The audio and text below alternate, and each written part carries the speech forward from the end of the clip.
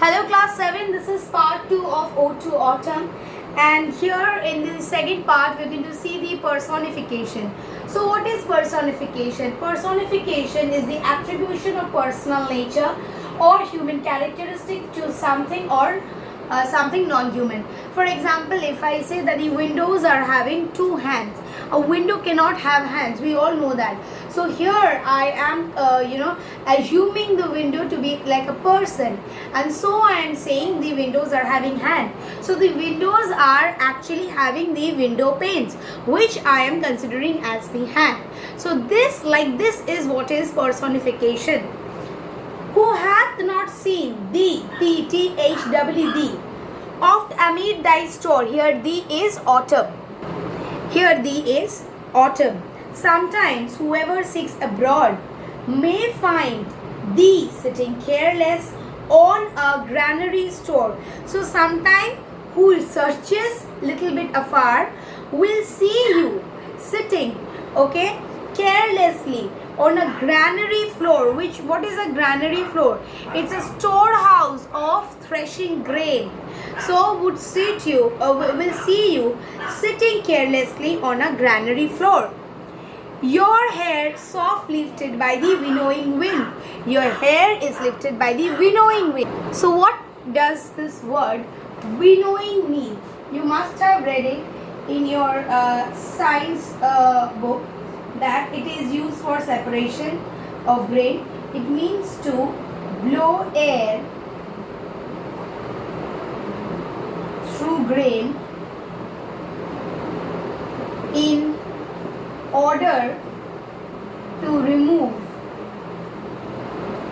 the shafts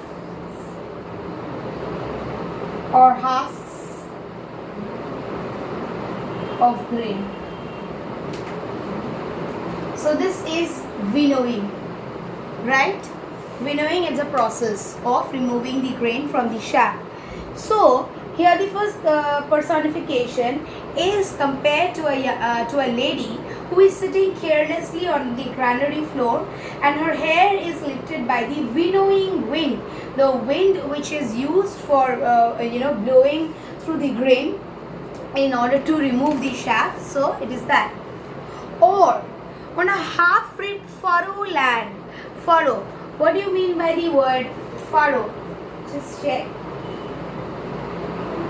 It means long trench made in the ground. So that is the furrow.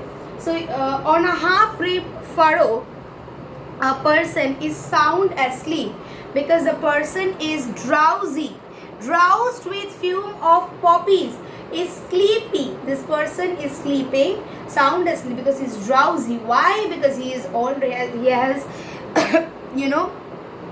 is intoxicated because of the fume of poppies. What is poppies? The vapor that gives a very strong smell, and it is very dangerous for inhaling. So that person is a little drowsy after having that vapor. It's kind of nesha, okay. Spares the next swag and all its twin flowers. So what does it do? Swath means broad area. Swath means, please write down the meanings which are not written in your book, but I am giving it to you. It will be helpful for you whenever you read them. So it twined, it bends the flower, and sometimes, so this is the second personification. The third one is like a gleaner. Okay, who is a gleaner? Someone who accumulates things. So that is the gleaner. So the gleaner who steady thy here means yours, laden head across a brook, is looking at the brook or the small stream. Or a cider press, okay, a thing that is used for extracting the drink out of or the juice out of the fruits.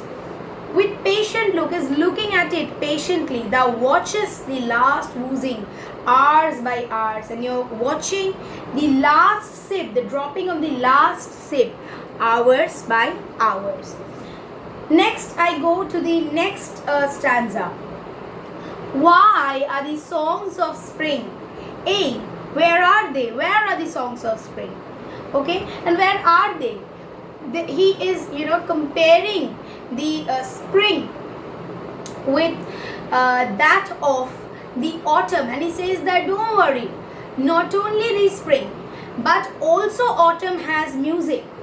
Think not of them, thou hast thy music too. Don't only think about spring, even autumn has music.